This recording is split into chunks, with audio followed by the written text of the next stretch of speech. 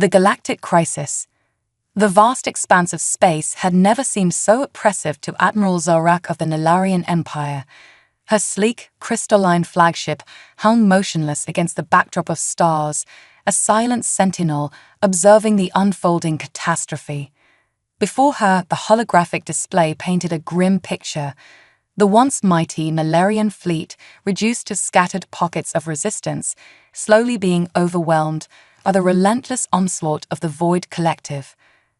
Zorak's 4 eyes blinked in rapid succession, a sign of deep distress among her species.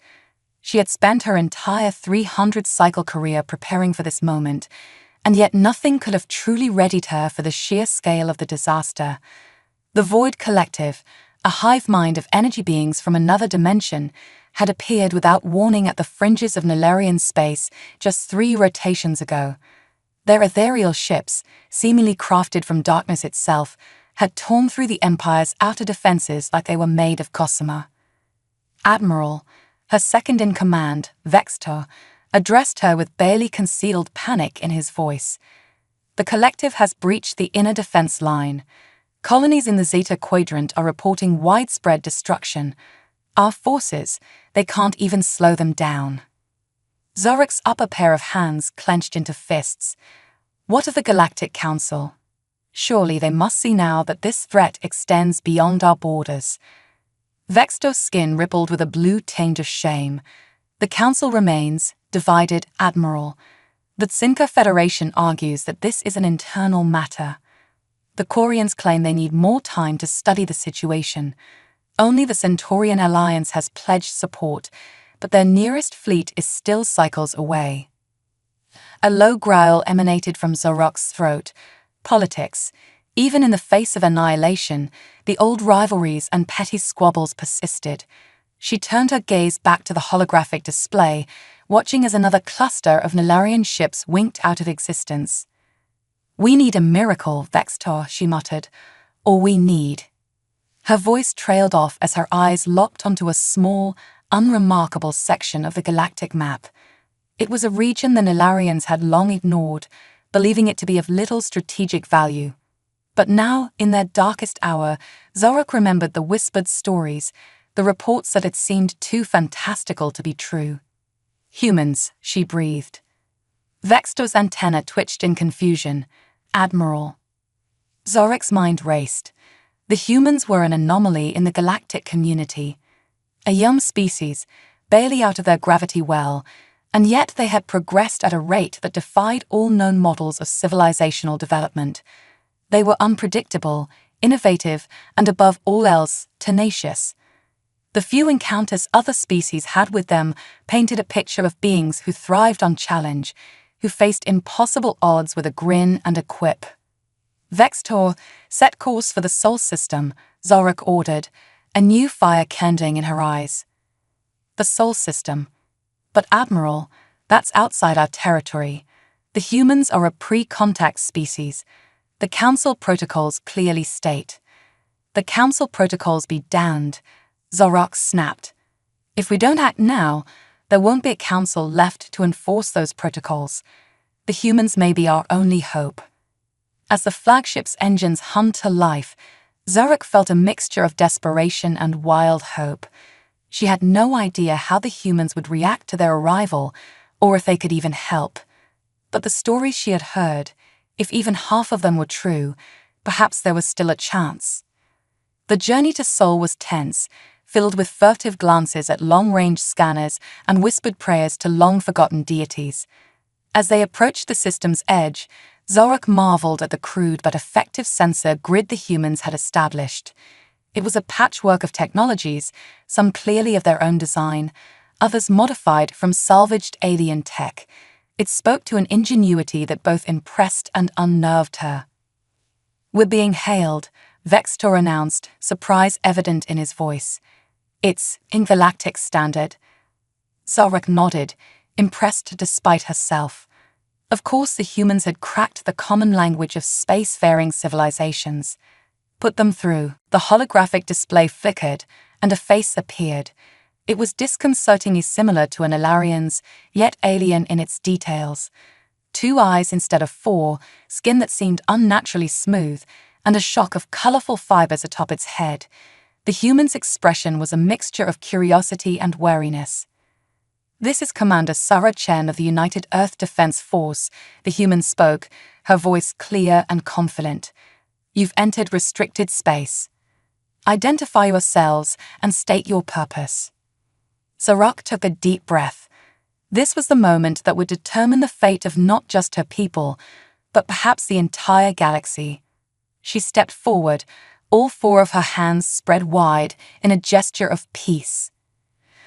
"I am Admiral Zorak of the Nilarian Empire," she began, her voice steady despite the turmoil in her hearts. "We come seeking aid. Our civilization, and indeed all civilizations, face an existential threat. We've heard tales of humanity's resourcefulness, your ability to overcome impossible odds. We need that now, more than ever." She paused, watching the human's face carefully. There was skepticism there, but also a glimmer of something else. Interest, excitement. "Commander Chen, I know this is unexpected. You have every right to turn us away, but I implore you to listen. The fate of the galaxy may well rest on what happens here today." As she finished speaking, Zarek held her breath. The next few moments stretched into an eternity as she waited for the human's response. Would they dismiss her plea? Would they attack? Or would they, against all odds, rise to a challenge they never asked for? Commander Chen's eyes narrowed slightly, then a small smile played at the corners of her mouth. "Well, Admiral," she said, leaning forward slightly, "you've certainly got our attention. Why don't you tell us more about this threat?" And with those words, a spark of hope ignited in Zarok's chest. Perhaps, just perhaps, the miracle they needed had arrived. First contact and alliance. Commander Sarah Chen stood at rigid attention in the United Earth Defense Force's high-security briefing room, her mind still reeling from the events of the past 48 hours. Around her, Earth's top military and political leaders sat in tense silence, their eyes fixed on the holographic display at the center of the room. The image showed Admiral Zorak, the alien leader who had arrived on their doorstep with tales of impending doom. "Let me get this straight," General Marcus Hawthorne, a grizzled veteran with more combat experience than the rest of the room combined, leaned forward in his chair. "You're telling us that a race of energy beings from another dimension is tearing through the galaxy, and we're your last hope." Zorak's 4 eyes blinked in rapid succession, a gesture that the humans were beginning to recognize as a sign of stress. "That is correct, General. The Void Collective has already decimated our outer colonies. Our most advanced weapons barely scratch their ships. If they aren't stopped, they will consume everything in their path." President Amelia Rodriguez, her face a mask of calm determination, spoke up. "And why come to us? Surely there are more advanced civilizations out there." A ripple of blue passed across Zarok's skin, which Chen had learned indicated embarrassment or shame. "There are, Madam President, but the Galactic Council is paralyzed by indecision and ancient rivalries. We've heard stories of humanity's unique approach to problems. Your species' ability to innovate, to think outside established paradigms. We believe you may see solutions where others see only defeat." Chen couldn't help but feel a surge of pride at the alien's words. Humanity had always prided itself on its ability to overcome adversity. Now, it seemed, that reputation had spread beyond the confines of their solar system. "If I may, Madam President," Chen stepped forward, her voice steady despite the gravity of the situation. "I've spent the last 2 days reviewing the data Admiral Zorak provided. The threat is real, and it's only a matter of time before it reaches our corner of the galaxy. This isn't just about saving the Nilarians, it's about ensuring our own survival." President Rodriguez nodded slowly, her eyes never leaving the holographic alien. "Admiral Zorak, I hope you understand the position we're in. You're asking us to commit our forces to a war light years from Earth, against an enemy we've never seen, based solely on your word." Zorak's upper hands clasped together in a gesture reminiscent of prayer. "I understand, Madam President, But I assure you, every word I've spoken is true. My people are dying as we speak. Soon, yours will too, if the collective isn't stopped. A heavy silence fell over the room. Chen could almost hear the gears turning in everyone's minds, weighing the risks against the potential consequences of inaction.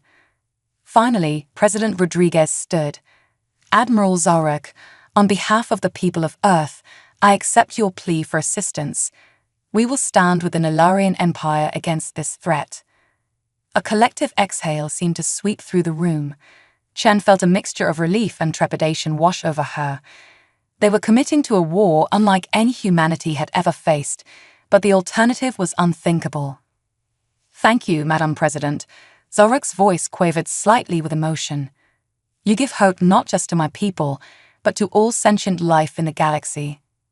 Don't thank us yet, General Hawthorne grumbled. We still need to figure out how to fight these void beings. Our current tech isn't exactly designed for interdimensional warfare.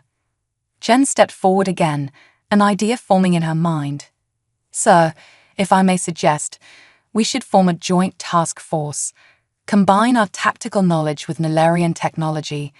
If we can understand how the collective fights, we might be able to find a weakness. President Rodriguez nodded approvingly. Excellent suggestion, Commander. In fact, I'm putting you in charge of this task force. Work with Admiral Zarak, pool our resources, and find us a way to win this war.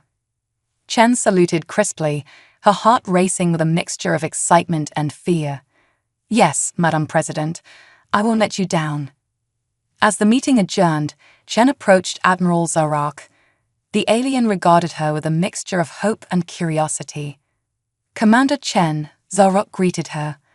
I cannot express how grateful we are for your people's willingness to help. Chen nodded, a determined smile on her face. We're in this together now, Admiral, but we've got a lot of work ahead of us. I need to understand everything about the Void Collective, their tactics, their weaknesses, anything that might give us an edge. Zarak's skin rippled with a color Chen hadn't seen before. Perhaps excitement.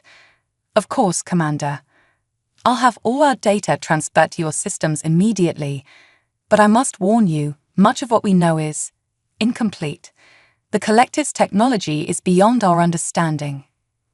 Then we'll just have to push the boundaries of our understanding, Chen replied, her mind already racing with possibilities.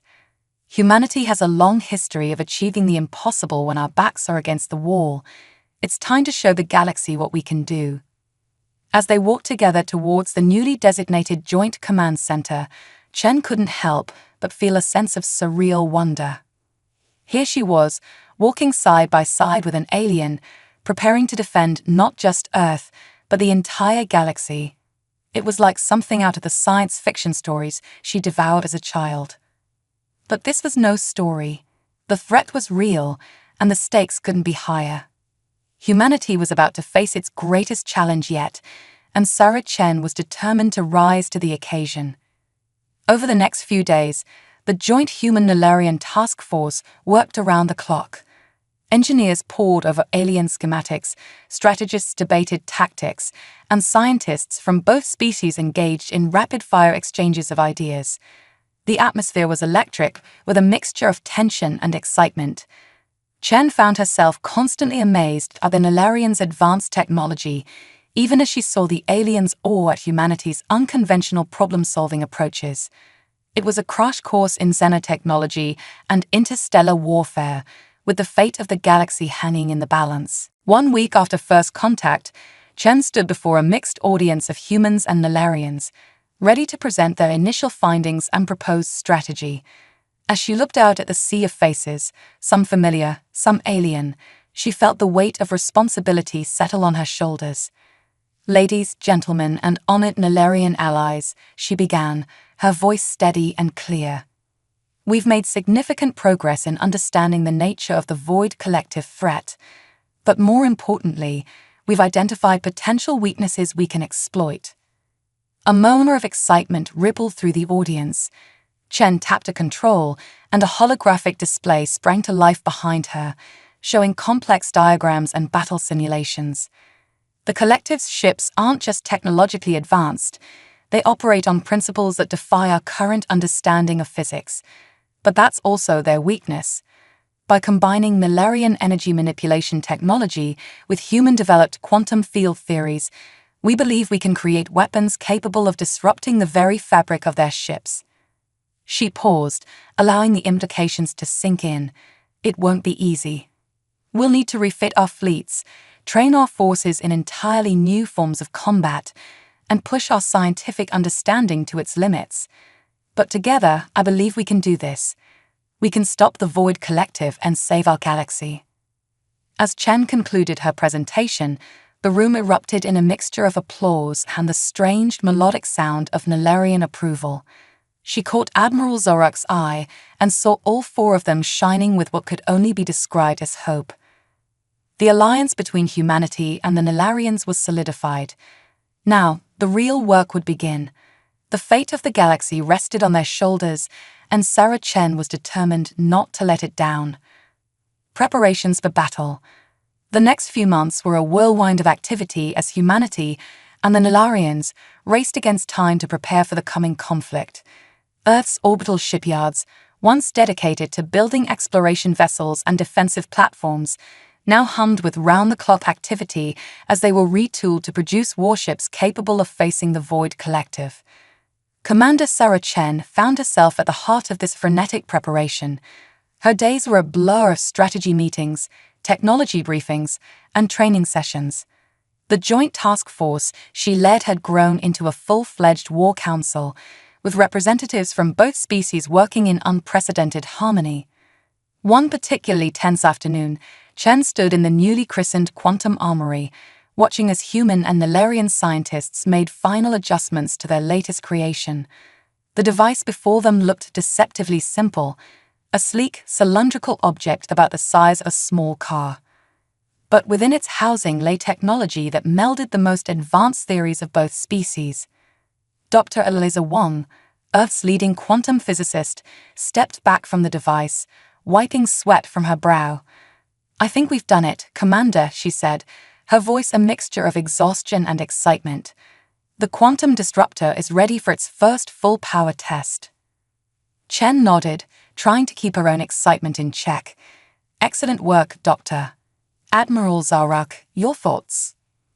The Nilarian admiral, who had been observing the proceedings with all four of her eyes, stepped forward.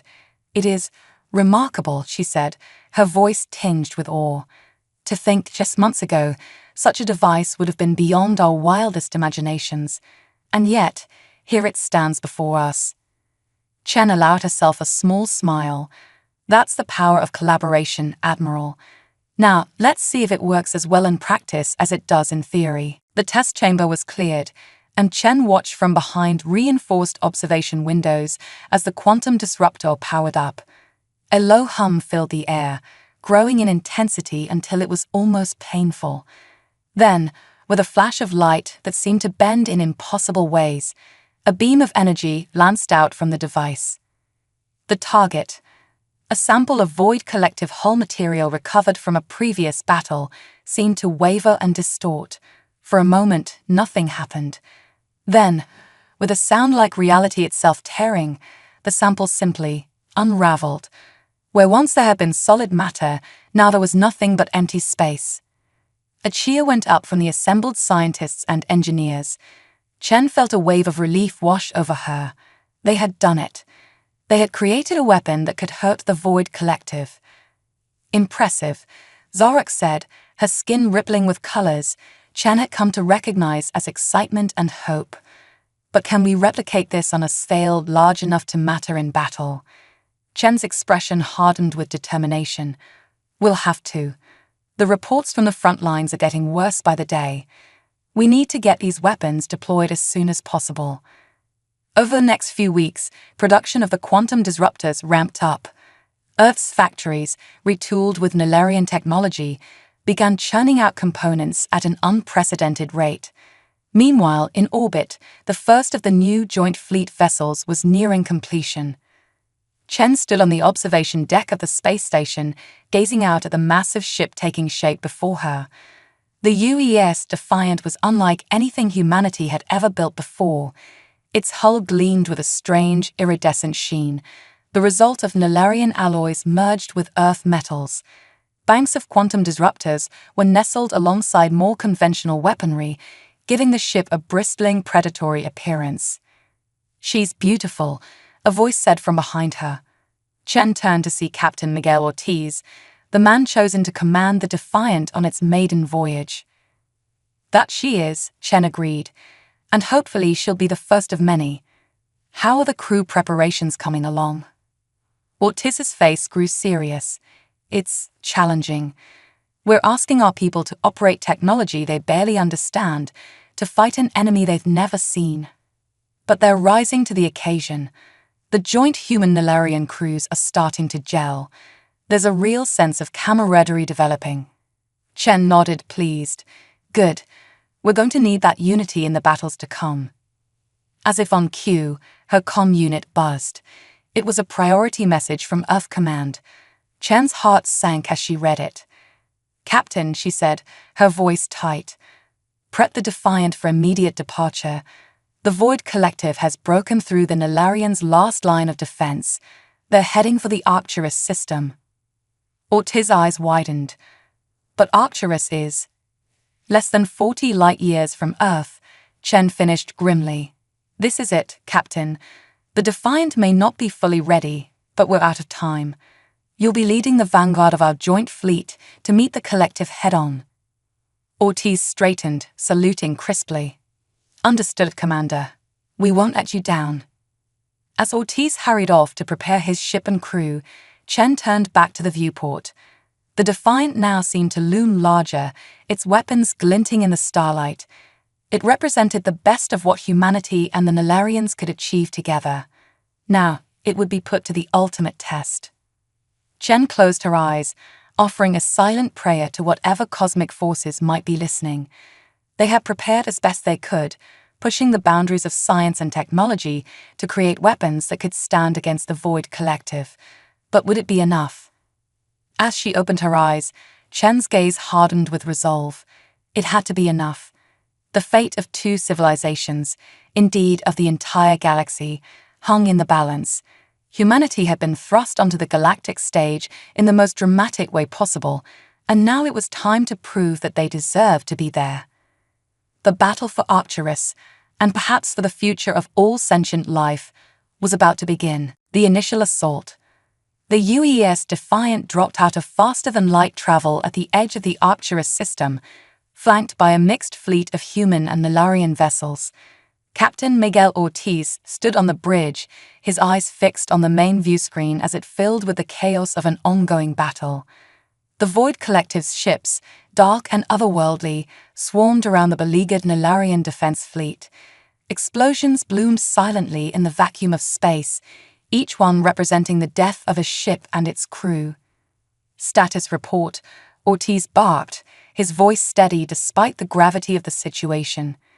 His executive officer, a Nilarian named Vexler, responded quickly. "Nilarian forces are down to 30% strength, sir.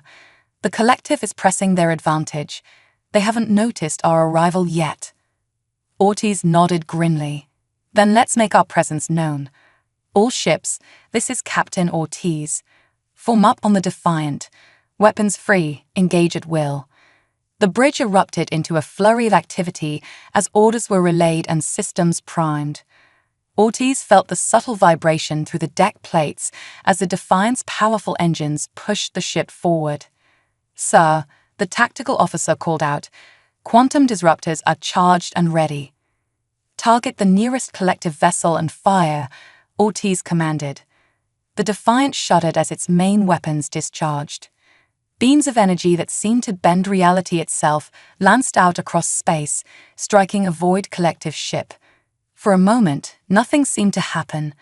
Then, with a flash of light that hurt to look at, a section of the enemy vessel simply ceased to exist.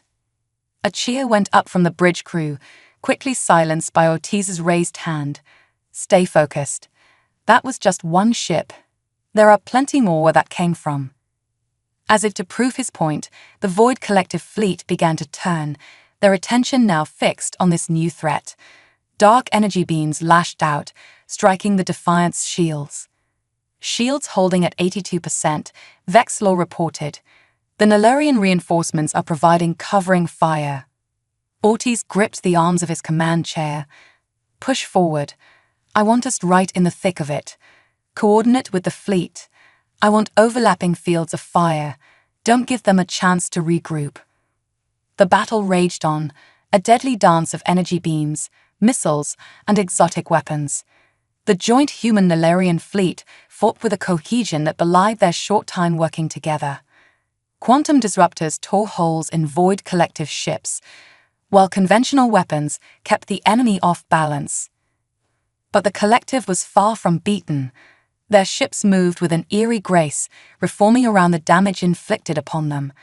And for every vessel the Allies destroyed, 2 more seemed to take its place.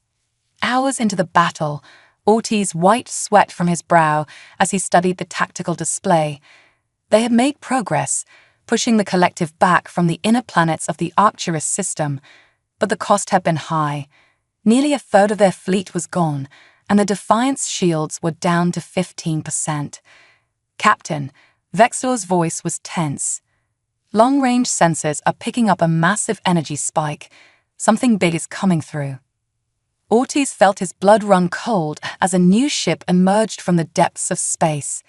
It dwarfed everything else on the battlefield, a behemoth of darkness that seemed to drink in the light around it. By the spirits, Vexlaw whispered, "It's a void dreadnought. We've never seen one before." The massive ship's arrival seemed to reinvigorate the collective fleet. They pressed forward with renewed vigor, pushing the Allied forces back. Ortiz's mind raced. They couldn't win this fight, not against that monster. But they couldn't retreat either. If they lost Arcturus, Earth would be next. "All ships, this is Captain Ortiz," he said, his voice carrying across the fleet-wide channel. "Fall back to Rally Point Alpha. Concentrate all fire on the Dreadnought's forward section. We need to buy time for the civilians to evacuate." As the Allied fleet regrouped, Ortiz turned to his weapons officer. "Divert all power to the quantum disruptors. We're going to hit that thing with everything we've got." The Defiant surged forward, leading the charge against the Void Dreadnought. Quantum disruptor beams lanced out, joined by the fire from every other ship in the fleet. The massive enemy vessel shuddered under the assault, great rents opening in its hull. For a moment, hope flared in Ortiz's chest. They were hurting it. They could win this. Then the dreadnought returned fire. A beam of pure darkness shot out, catching an Illyrian cruiser dead center. The ship didn't explode, it simply ceased to exist, leaving behind nothing but a cloud of rapidly dispersing particles. "Evasive maneuvers," Ortiz shouted, but he knew it was too late. The beam swept across space, catching the Defiant along its port side. Alarms blared as systems failed across the ship. Ortiz was thrown from his chair, his head striking the deck hard. As he struggled to his feet, ears ringing and vision blurry, Ortiz saw the tactical display through a haze of smoke. The Allied fleet was in disarray, ships blinking out one by one as the Dreadnought's weapons found their mark. "Sir," Vexlaw's voice seemed to come from far away. "We've lost engines and weapons. Hull breaches on decks 4 through 12. We can't stay in the fight." Ortiz nodded numbly, the taste of defeat bitter in his mouth. "Send out a general retreat. All ships to fall back to Earth. We need to warn them. Prepare them." As the battered remnants of the fleet limped away from Arcturus, Ortiz stared at the viewscreen. The Void Dreadnought loomed large, its dark form a harbinger of the doom that now approached Earth. They had thrown everything they had at the collective, used technology that should have been impossible, and still it wasn't enough. As the Defiant entered FTL, leaving the lost battle behind, Ortiz couldn't help but wonder, what hope did they have now? Turning the tide, the mood on Earth was somber as the battered remnants of the joint fleet limped back into orbit. News of the defeat at Arcturus spread quickly, and panic began to grip the population. The Void Collective, once a distant threat, was now at humanity's doorstep. In the war room of Earth Defense Headquarters, Commander Sarah Chen stood before a grim-faced assembly of military leaders and politicians. The holographic display showed the approaching Void Collective fleet, a dark mass steadily making its way towards Earth. The Archerist defense was a disaster, General Hawthorne growled, his face etched with lines of worry. Our best tech, our strongest ships, and we barely scratched them. How the hell are we supposed to stop that? He gestured angrily at the hologram. Chen took a deep breath, steeling herself. With respect, General, we learned a lot from that battle. The quantum disruptors worked, we just didn't have enough of them, or enough power behind them. She tapped a control, and the display changed to show schematics of a massive orbital platform. This is Project Aegis. We've been working on it in secret, hoping we'd never need it. It's a planetary defense system that can channel the entire power output of Earth into a single massive quantum disruptor array. Murmurs of surprise and hope rippled through the room. President Rodriguez leaned forward, her eyes sharp. Can it be ready in time? Chen nodded firmly. It has to be. I've already ordered round-the-clock construction. But, she paused, her expression grave. Even with Aegis, we're going to need a plan to deal with that void dreadnought. Conventional tactics won't work against something that size. Admiral Zarok, who had been silent until now, stepped forward. Perhaps it is time we considered unconventional tactics. All eyes turned to the Nilarian admiral. She continued, her voice gaining strength. My people have always approached warfare from a position of technological superiority. But you humans, you have a history of achieving victory against superior forces through audacity and unpredictability. Chen felt a spark of inspiration. You're right, Admiral. We've been trying to beat the collective at their own game. Maybe it's time we changed the rules. Over the next few days, as Earth buzzed with frantic activity and the orbital shipyards worked at fever pitch to complete Project Aegis, Chen sequestered herself with a small team of Earth's most unconventional thinkers. Scientists, engineers, and even a few science fiction authors were brought in, tasked with thinking of the most outlandish ways to combat the Void Collective. Ideas flew thick and fast. Some were discarded immediately as impractical. Others sparked heated debates and furious bouts of calculations. Through it all, Chen pushed her team to think bigger, to challenge every assumption about how space combat should work. Finally, as the Void Collective fleet entered the outer reaches of the solar system, Chen presented their plan to Earth's leadership. Ladies and gentlemen, she began, her voice steady despite the butterflies in her stomach. What I'm about to propose is, frankly, insane. But I believe it's our best shot at survival. She outlined the plan, a daring multi-pronged assault that would combine Earth's entire military might with strategies that seemed pulled from the pages of a sci-fi novel. It involved weaponizing the solar wind, using the gravity wells of the gas giants as slingshots for kinetic weapons, and a kamikaze run against the Void Dreadnought with a ship packed full of exotic matter. When she finished, silence reigned in the war room. Then, slowly, General Hawthorne began to chuckle. By God, Commander, he said, shaking his head in disbelief, it's so crazy it just might work. President Rodriguez nodded solemnly. We have no choice but to try. Commander Chen, you have full authority to implement your plan. May God help us all. As the solar system became a frenzy hive of activity, with ships moving into position and last-minute modifications being made, Chen found herself on the bridge of the hastily repaired UES Defiant. Captain Ortiz had insisted on leading the charge once more, despite his injuries from the Battle of Arcturus. All ships report ready, Commander, Ortiz said, his voice tense but determined. Chen nodded, her eyes fixed on the tactical display.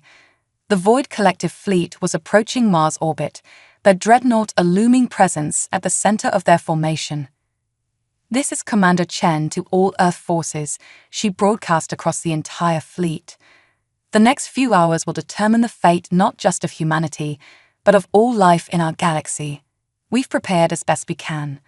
Now it's time to show the Void Collective what happens when they push humanity into a corner.